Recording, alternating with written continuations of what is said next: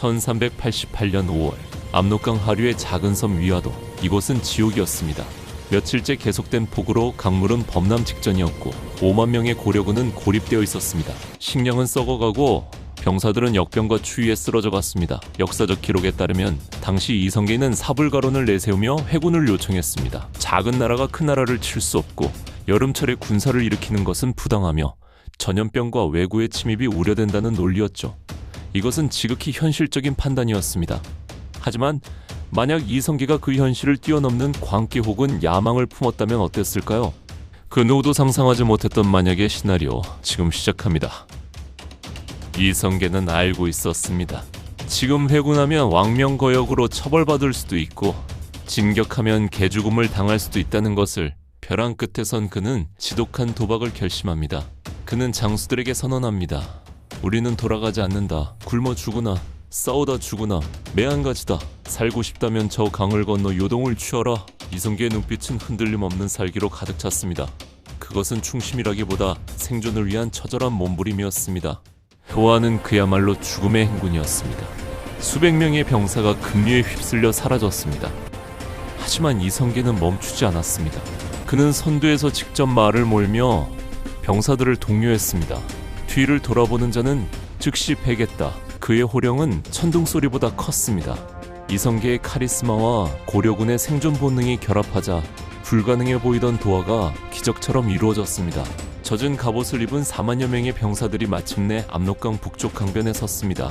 그들의 눈에는 더 이상 두려움이 없었습니다. 돌아갈 곳을 잃은 자들이 뿜어내는 도끼만이 서려 있었죠. 자, 여기서 냉정하게 분석해봅시다. 당시 이성계가 요동을 공격했을 때의 성공 확률은 얼마나 되었을까요? 많은 분들이 계란으로 바위치기라고 생각합니다. 하지만 당시 군사 전문가들의 분석에 따르면 초기 성공 확률은 의외로 60% 이상이었습니다.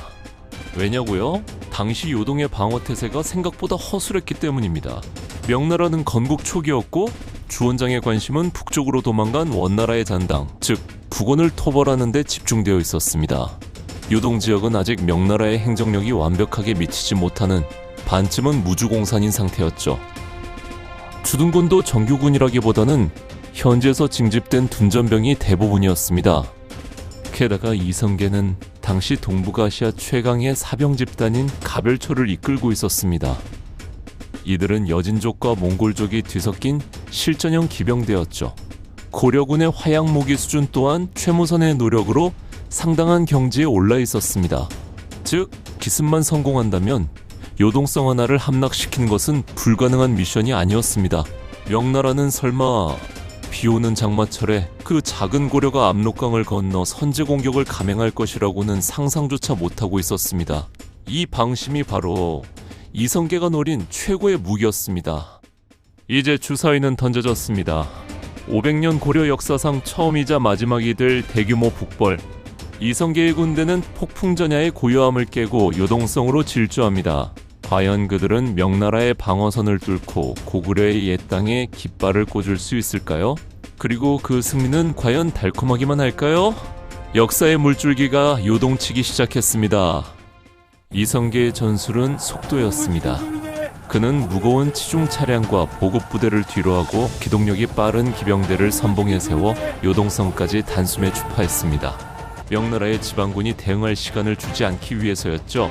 요동성에 도착한 것은 도하 후 불과 사흘 만이었습니다. 성벽 위의 명나라 병사들은 아침 안개 속에서 나타난 수만 명의 고려군을 보고 자신의 눈을 의심했습니다. 고려군이다. 고려군이 강을 건넜다. 성내는 순식간에 공포에 휩싸였습니다. 공성전이 시작되었습니다. 여기서 우리는 고려군의 숨겨진 저력을 보게 됩니다. 고려 말기는 끊임없는 왜구와 홍건적의 침입으로 인해 군사기술이 비약적으로 발전한 시기였습니다. 최무선이 개발한 화약무기는 단순한 위협용이 아니었습니다. 고려의 주화가 성벽 너머로 쏟아지자 요동성하는 불바다가 되었습니다. 명나라군은 고려가 이런 화력을 보유하고 있다는 사실에 경악했습니다. 성문이 뚫리자 이성계의 진가가 발휘되었습니다. 그는 단순한 지휘관이 아니라 전장을 지배하는 무신 그 자체였습니다. 기록에 따르면 이성계는 200보 밖에서도 적장의 투구를 마칠 정도의 심궁이었습니다. 전장 한복판에서 이성계가 쏘는 화살은 예외 없이 명나라 지휘관들의 급소를 꿰뚫었습니다. 지휘체계가 무너진 명나라군은 오합지졸이 되어 도망치기에 바빴습니다. 이성계의 사병 집단인 가별초는 몽골군과 싸워본 경험이 풍부했기에 요동의 지형과 명나라군의 전술을 훤히 꿰뚫고 있었습니다. 반나절 만의 함락, 그것은 완벽한 전술적 승리였습니다. 고려군은 요동성에 비축된 막대한 식량과 무기를 손에 넣었습니다. 굶주림에 허덕이던 병사들은 환호했고 개경의 우왕과 최영에게는 승전보가 날아갔습니다. 고려 전역이 고구려의 영토를 되찾았다며 흥분에 휩싸였습니다. 하지만 이성계는 웃지 않았습니다. 그는 알고 있었기 때문입니다. 진정한 싸움은 이제부터라는 것을요. 지금까지 상대한 적은 명나라의 2군, 아니 3군에 불과했습니다. 이 소식은 곧장 명나라 홍무제 주원장의 귀에 들어갔습니다. 주원장이 누구입니까? 빈농의 아들로 태어나 대륙을 통일한 중국 역사상 가장 잔혹하고도 냉철한 황제 중 하나입니다. 그는 고려의 침공 소식에 격분했지만 동시에 차가운 계산기를 두드렸습니다. 고려놈들이 미치지 않고서야 이럴 리가 없다. 믿는 구석이 있는가? 주원장은 즉시 북벌 중이던 주력 부대의 일부를 남하하도록 명령합니다. 하지만 여기서 중요한 역사적 팩트가 있습니다. 당시 명나라는 북원 몽골의 잔당 나하추를 토벌하기 위해 20만 대군을 만주 북부에 투입한 상태였습니다. 이것이 바로 이성계가 노린 그리고 이 시나리오의 핵심 변수입니다. 명나라는 양면전쟁의 늪에 빠진 것입니다. 북쪽에는 몽골 기병, 남쪽에는 고려군. 아무리 강한 명나라라도 주력군을 쪼개어 두 개의 전선을 동시에 감당하는 것은 부담스러운 일이었습니다. 만약 명나라가 고려를 치기 위해 병력을 대거 남하시킨다면 북쪽의 몽골군이 빈집을 털고 다시 중원으로 내려올 수 있는 상황이었죠. 이것이 바로 고려가 요동을 점령하고 버틸 수 있었던 유일하고도 결정적인 현실적 이유였습니다. 계절이 바뀌어 요동에 혹독한 겨울이 찾아왔습니다. 명나라는 대군을 보냈지만 요동성을 탈환하는 것은 쉽지 않았습니다. 이성계는 수성전의 달인이기도 했습니다. 그는 요동성의 방어시설을 보강하고 명나라 보급로를 끊는 게릴라 전술로 맞섰습니다. 전쟁은 장기전으로 접어들었습니다. 명나라군은 추위와 보급 부족에 시달렸고 고려군 역시 고립감과 피로에 지쳐가고 있었습니다. 여기서 명나라의 현실적인 딜레마가 드러납니다. 주원장은 자존심상 고려를 짓밟고 싶었지만 현실은 녹록지 않았습니다. 북원의 움직임이 심상치 않았기 때문입니다. 나하추가 명나라의 빈틈을 노리고 다시 세력을 규합하고 있었습니다. 주원장에게 고려는 성가신 팔이라면 몽골은 목을 노리는 늑대였습니다. 늑대를 잡기 위해 팔이 잡는데 힘을 쏟을 수는 없었죠. 게다가 요동은 농사가 잘 되는 비옥한 땅도 아니었고 끝없는 늪지대와 산악지형이었습니다. 명나라 입장에서 요동 수복을 위해 수만 명의 정예병을 희생시키는 것은 가성비가 맞지 않는 장사였습니다. 고려의 상황도 한계에 다다랐습니다. 국내에서는 전쟁 비용 마련을 위한 세금 징수로 민란이 일어날 조짐이었고 왜구들이 남해안을 다시 약탈하기 시작했습니다. 이성계는 깨달았습니다. 무력으로 요동을 점령할 수는 있어도 영원히 지킬 수는 없다. 명나라의 국력은 고려의 수십 배였습니다. 시간이 갈수록 불리한 건 고려였습니다. 결국 전쟁은 누가 먼저 굽히느냐의 치킨 게임이 되었습니다. 1389년 봄, 극적인 반전이 일어납니다. 물밑 접촉이 시작된 것입니다. 명나라는 체면을 살리면서 전쟁을 끝내길 원했고 고려는 실리를 챙기길 원했습니다. 협상 테이블에서의 줄다리기는 치열했습니다. 명나라는 왕이 직접 와서 사죄하라고 윽박질렀고 고려는 요동은 원래 우리 땅이다라고 맞받아쳤습니다. 하지만 양측 모두 알고 있었습니다. 더 이상의 전쟁은 공멸이라는 것을요. 결국 타협안이 도출되었습니다. 명나라는 북원 견제를 위해 고려를 우방 혹은 방패막이로 삼기로 결정합니다. 대신 고려는 명나라의 권위를 인정하는 형식적인 4대 조공을 바치되 실질적인 요동의 지배권을 인정받는 방식이었습니다.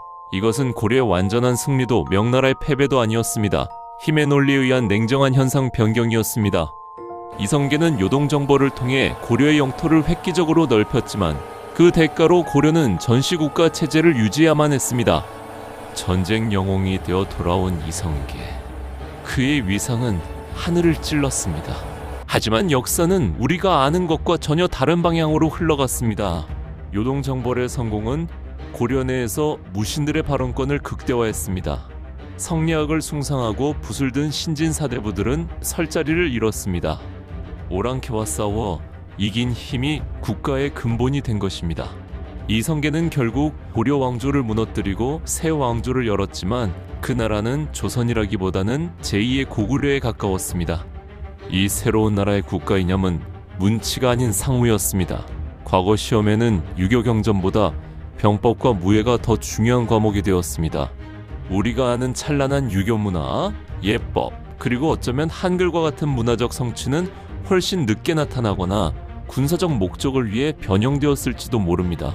사회 분위기는 엄격하고 호전적으로 변했고 백성들은 넓어진 영토를 지키기 위해 더 많은 군역을 져야 했습니다. 시간이 흘러 현대, 대한민국은 압록강 넘어 만주 평야까지 영토로 둔 동북아의 거대한 군사강국이 되어 있을 것입니다. 중국과 국경을 맞대고 끊임없는 긴장 속에 살아가지만 그만큼 강인한 국방력과 자원자금력을 갖춘 나라, 인구는 1억이 넘고 대륙으로 뻗어나가는 철도가 일상이 된 나라. 하지만 우리는 스스로에게 질문을 던져야 합니다. 넓은 영토와 강력한 군사력을 얻은 대신 우리가 잃어버린 것은 없을까요? 선비정신의 고고함, 평화를 사랑하는 백이민족의 정서, 그리고 섬세한 문화의 힘. 이성계의 선택은 단 한 번이었지만 그 결과가 가져올 평행우주는 이토록 다릅니다. 현실의 이성계는 명분과 안정을 택했고 덕분에 우리는 조선이라는 500년의 뿌리를 갖게 되었습니다. 과연 당신이라면 그날 밤 어떤 선택을 내렸을까요? 지금까지 역사적 상상력으로 그려본 리얼리즘 대체 역사였습니다. 오늘의 이야기가 흥미로우셨다면 구독과 좋아요 부탁드립니다. 여러분의 다양한 의견도 댓글로 남겨주세요. 늦은 밤 역사였습니다.